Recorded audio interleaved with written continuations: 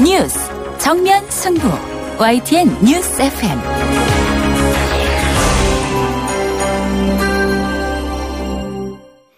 네, 오늘 2부에서는 이 트럼프 대통령의 1박 2일 방안에 관해서 조금 자세히 알아보도록 하겠습니다. 그래서 첫 번째 인터뷰, 이 무기 거래, 이 트럼프 대통령이 한국에서 수십억 달러 무기를 사기로 했다. 이렇게 또 공개를 하기도 해서 지금 뭐 야당 쪽에서는 약간 문제 제기도 합니다. 그 내용이 뭐냐, 좀 밝혀라. 이렇게 좀 얘기하고 있기도 한데요. 군사안보 전문가 이 김민석 기자와 함께 합니다. 안녕하세요. 네, 안녕하세요. 네. 이 한미 정상회담에서 이 부분에 관련해서 도대체 어떤 합의가 이루어졌느냐. 이게 굉장히 좀 궁금한데 말이죠. 지금 어떻게 보고 계십니까? 군사협력과 관련해서는 사실 이번에 저희들 국민들이 보기에는 북한 핵 문제 해결에 이제 초점이 맞춰져 있다고 생각하지 않았습니까? 네. 네, 근데 그런 부분에 대해서는 원칙적으로만 이야기를 했습니다. 사실은 미국이 모든 옵션을 두고 논의할 시간도 없었고 미국과 그런 내용을 하지 않았는데, 다만 트럼프 대통령이 그런 옵션들을 일일이 소개는 하지 않았지만 국회 연설에서 미국 입장을, 대북 입장을 명확하게 밝힌 점은 뭐 중요합니다. 네. 그리고 두 번째로 이제 무기 도입 문제인데, 문 대통령께서도 언급하고 트럼프 대통령도 했지만 미국의 첨단 무기 도입 의사를 우리가 많이 밝혔기 때문에 이 문제가 이제 앞으로 한미 간 그 군사 협력에 중요한 걸로 되는 것 보이고, 세 번째는 한미 동맹의 중요성, 북핵 대응을 강조했다. 이런 차원에서 의미가 있다고 보겠습니다. 네. 이 사실은 이제 일본에서도 똑같은 얘기를 했단 말이죠. 그러니까 네네. 미국 무기가 굉장히 좋으니까 사라. 그러면 북한 미사일도 다 막을 수 있다. 이런 얘기까지 이제 일본에서 했고, 우리나라 와서도 결국은 이제 무기를 잘 팔고 가신 그런 상황이 됐는데, 네. 실리를 챙겼다. 이렇게 봐야 될까요? 미국 쪽에서? 그렇습니다. 사실 그 트럼프 대통령이 군사적인 옵션 하면 또 우리가 이제 전쟁은 안 된다고 하는 그런 차원에서 좀 배치가 되지 않습니까? 네. 그래서 미국 트럼프 대통령이 군사 옵션은 이야기하지 않는 대신에 또 우리 문 대통령이 전쟁은 안 된다라고 하는 이런 상치되는 말은 하지 않는 대신에 미국은 한국에 많은 무기를 판매함으로써 그 대비하겠다. 이런 식으로 이제 합의가 된 것 같습니다. 네. 근데 이제 미국의 첨단 무기는 우리에게 당장 필요한 것도 있고 그렇지 않는 것도 있습니다. 가령 뭐 한반도 유사시에는 미군들이 자동으로 가지고 오는 것들도 있거든요. 네, 그렇죠. 이제 언론에 나오는 것들 보면은 그런 것까지도 도입하는 것처럼 들려서 조금은 걱정이 되긴 합니다. 왜냐하면 우리가 무기를 살 수 있는 돈이 한정되어 있는데, 그렇죠. 필요한 것을 못 사게 되면은 그것 또한 또 문제가 되지 않겠습니까? 네. 그래서 이제 어차피 사올 거면 미국의 최첨단 군사 전략 자산, 우리에게 꼭 필요한 거 위주로 좀 사오면 좋겠다라는 이제 얘기인데, 그 연장선에서 나온 얘기가 뭐 미국의 그 이제 정보 탐색하는 조인트 스타즈라든가, 뭐 RQ-170 센티넬이라든가, 뭐 MQ-IC 그레이 이글 뭐 이런 것들이 지금 거명이 되고 있는데, 어떤 기능을 가지고 있습니까? 이런 무기들. 사실은 이런 무기들이 굉장히 첨단이고 미국이 다른 나라에 팔지 않았던 무기들이에요. 그렇다고 하더라고요. 조인스타는 제이스타즈라고 하는데 이건 굉장히 큰 항공기입니다. 네. 여기에는 그 250km 밖에서 600개의 지상 표적을 동시에 추적해가지고 아군 전투기라든지 함정이라든지 또 미사일 부대라든지 야포 이런데 정보를 실시간으로 제공합니다. 맞춤형으로 합니다. 거기에 맞게끔 정보를 다 정리해서 그렇게 속세가 잘 되어 있는데. 그렇게 하면은, 북한군의 중요한 그 표적들을 아주 빠른 시간 내에 제거할 수 있습니다. 네. 그래서 전시에는 지상 표적 타격에 아주 핵심적인 장비인데 지금까지 한 번도 판 적이 없습니다. 다만 이게 하나에 약 4천억 정도 하기 때문에 우리가 4대를 도입하면은 1조 6천억쯤 됩니다. 그렇군요. 그런데 일단 그런 그 핵심 무기들을 미국이 팔까요? 그렇죠. 사실 이것도 그렇고 RQ-170이라고 하는 센티넬은 이 록히드 마틴에서 만든 스텔스 무인 정찰기거든요. 네. 이거는 약 15km 고공에서 지상 및 공중 정찰하는데 통신 감청도 합니다.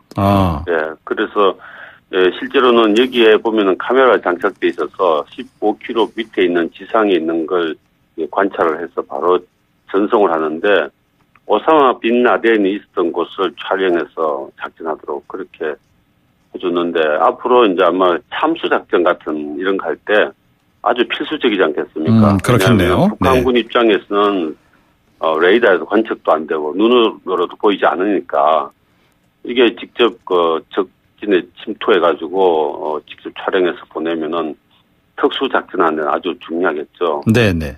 네, 그레이 이글이라고 아까 이제 말씀도 하시는데 이거는 약 길이가 8.5m, 폭이 한 17m쯤 되는 건데요. 약 9km 상공에서 25시간을 동시 착용할 수 있습니다. 예.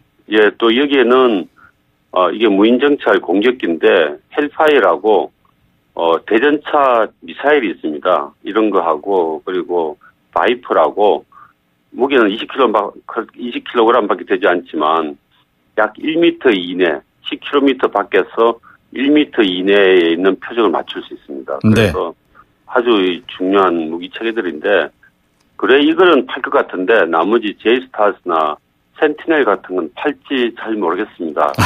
네, 알겠습니다. 그리고 이제 이 외에도 이제 우리가 갖고 있는 이제 내년부터 들어올 F-35 지금 40대가 들어오도록 되어 있는데 우리가 국방부가 20대를 추가로 도입하려고 하거든요. 예. 이런 것도 거기에 들어가 있고 그리고 이제 글로벌 호크라고 있지 않습니까? 그렇죠. 한참 보도도 나왔는데 그것도 이제 감시 장비 아닙니까, 그죠? 예, 무인정찰기인데 20km 상공에서 약 10cm 표적을 다 확인할 수 있는 거거든요.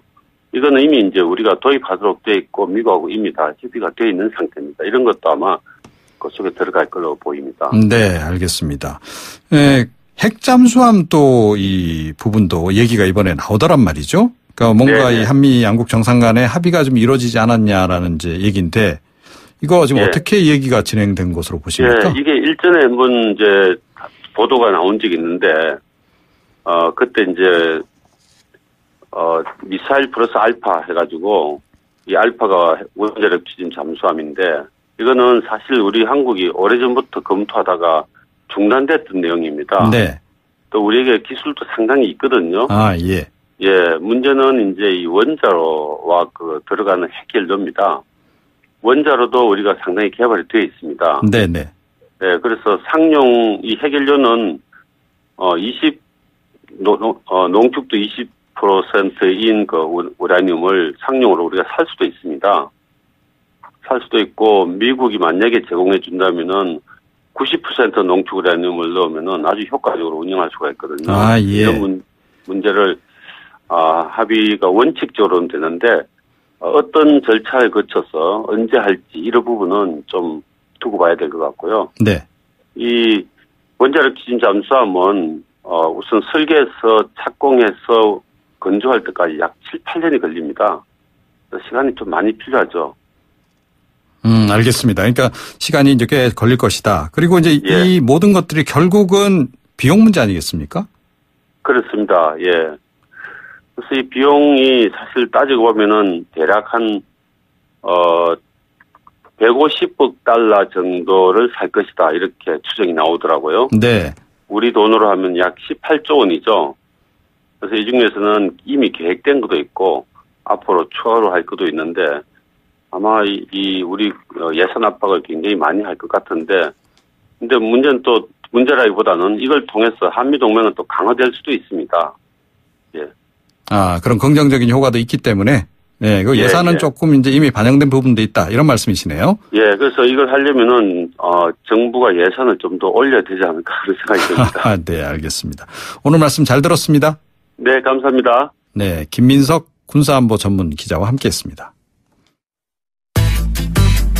뉴스 정면 승부 방송 들으시고 의견 있으신 분들은 지금 바로 샵 0945 샵 0945 짧은 문자 50원, 긴 문자 100원이 부과되는 휴대전화 문자 메시지를 보내주세요. 오늘 들으신 방송은 YTN 라디오 홈페이지와 뉴스 정면 승부 팟캐스트를 통해 다시 확인할 수 있습니다.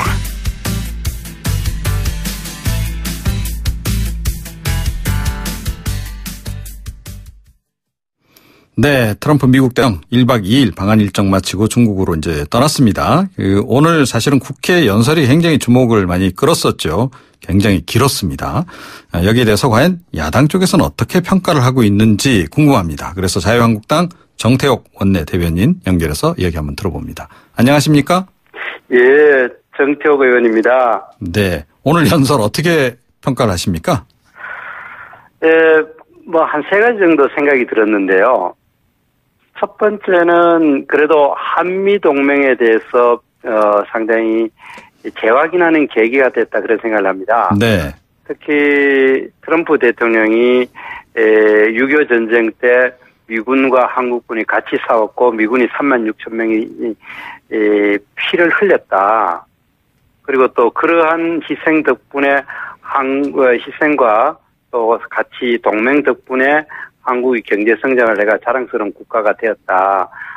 그래서 이 동맹을 지킬 만한 가치가 있다. 이런 이야기를 하는 것을 들으면서 이분이 제대로 한미 동맹의 역사성과 그리고 이 세계사적인 의미를 제대로 알고 있구나 이런 느낌에서 안도감을 준 게 첫 번째고요. 네. 그다음 두 번째 이거는 제 개인적인 생각인지 모르겠는데 굉장히 그 전쟁을 구체적으로 이 결심하고 있는 거 아닌가라는 섬뜩함도 좀 들었습니다. 예. 구체적으로 그 말을 한데 보면 최악의 잔혹함이 이 땅에 일어나지 않기를 바란다. 그런 표현을 썼거든요. 네. 물론 그 말 전체적인 맥락 자체는 그렇게 잔혹함이 다시 일어나지 않도록 하겠다라는 다짐도 되지만은 북한이 핵에 대해서 완전하고 돌이킬 수 없는 쪽으로 제가 하지 않으면은 뭐 충분히 다른 선택이 가능하다는 느낌도 줬기 때문에 우리가 좀 더 자화자찬하고 있을 때가 아니다 그런 생각이 하나 들었고. 네. 그다음 세 번째 우리가 당초 기대할 때에 통상 문제라든가 여러 가지 문제에 대해서 경제적인 압박을 많이 할 거라 하는데 이분이 어제 그 정상 기자회담하고 오늘 그 국회 연설 가장 모두에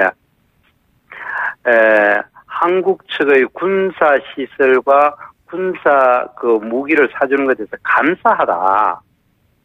그리고 통상 문제에 대해서 한국인에 대해서 긍정적인, 건설적인 의견, 생산적인 의견을 많이 나눈 것에 대해서 감사하다 이런 말을 하는 거 보니까 네. 이미 우리가 보이지 않는 이면에서 엄청나게 미국이 만족할 만큼 엄청난 이면 합의를 해줬다는 느낌을 받았습니다. 그 문제에 대해서 우리가 좀 더 국민 앞에 공개를 해야 될 부분이 아닌가 이런 생각이 들었습니다. 네, 이면 합의라면 어떤 게 있었다라고 지금 그러니까 지금 우리가 추측할 수 있고 실제로 많이 나오는 것이 통상 쪽보다는 미국산 무기를 엄청나게 구매하는 쪽으로 아마 합의가 됐겠죠. 어제 정상 기자회견 때 정확한 트럼프의 멘트가 군사 시설과 무기에 대해서 미국 측 입장을 들어준 거를 감사한다 이런 표현을 들었거든요. 네.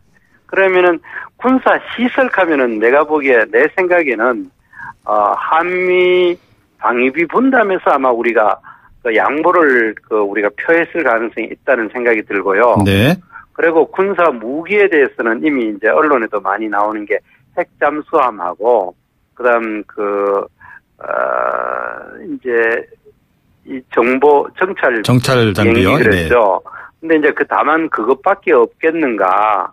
또 다른 혹시 또 어떤 양보가 있었는 건 아닌가? 뭐 저는 그것이 굳이 나쁘다고는 하진 않습니다만은 그것이 밀실에서 합의된 것이 꼭 좋은 건 아니기 때문에 비밀로 할 거는 비밀로 하지만은 또 공개할 거는 공개하는 것이라는 바람직하지 않는가 그런 생각을 합니다. 네, 청와대는 뭐 이면 합의는 없었다라고 지금 밝혔는데 그래도 뭔가 있다 이렇게 보시는 겁니까?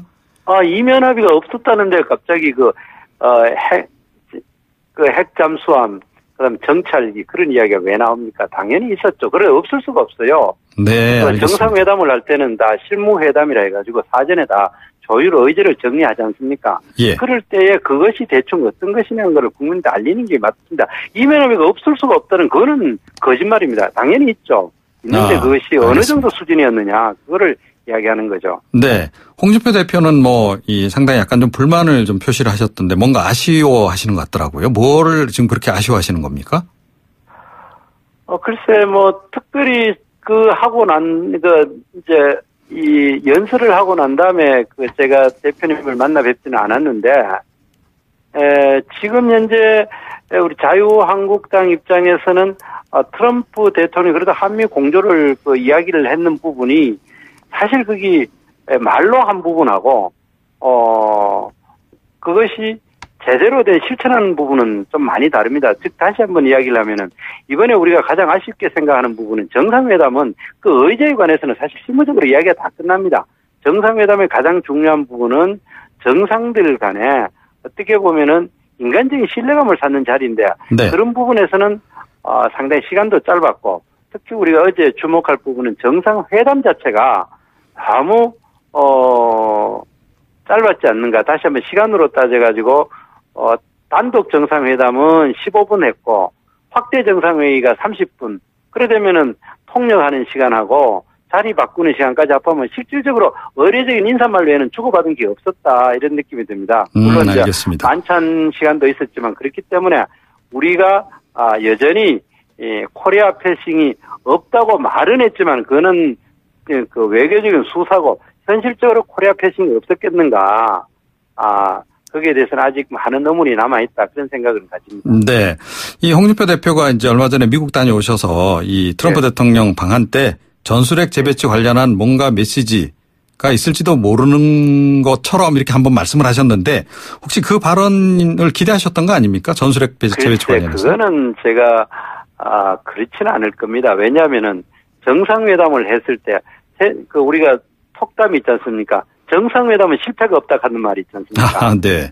아무리 세월이 지났을 때 그것이 나쁜 정상회담이지만 그 순간에는 항상 가장 성공한 정상회담이라고 이야기하는 것이 일반적입니다.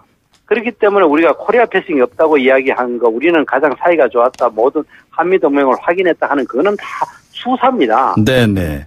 실제로 거기에서 무슨 이야기 했었는지는 별개의 문제거든요. 그런데 그런 정상회담에서 우리 문재인 대통령이 극도로 싫어하는 전술핵 이야기를 기대할 수는 없었고 그것이 안 나왔다고 해가지고 전술핵의 문제가 모두 다 수면 아래로 간 것이다. 그렇게 이야기할 수도 없다고 봅니다.